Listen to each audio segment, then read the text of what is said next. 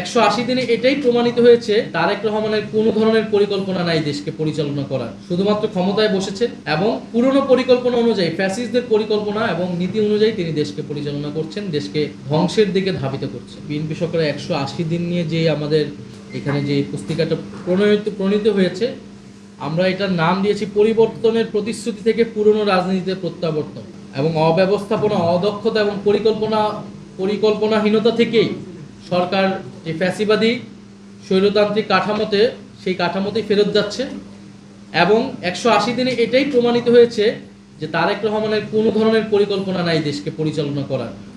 শুধুমাত্র ক্ষমতায় বসেছে এবং পুরনো পরিকল্পনা অনুযায়ী ফ্যাসিস্টদের পরিকল্পনা এবং নীতি অনুযায়ী তিনি দেশকে পরিচালনা করছেন, দেশকে ধ্বংসের দিকে ধাবিত করছেন।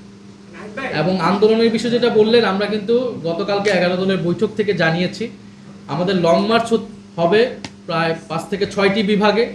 এরপরে ঢাকায় মহাসমাবেশ হবে এবং সেই মহাসমাবেশের মধ্য দিয়ে কিন্তু আমরা একটা বড় বার্তা সরকারকে দিব। এরপরে আরও কঠোর আন্দোলনের যদি প্রয়োজন হয় সেটার জন্য আমরা ঘোষণা দিব।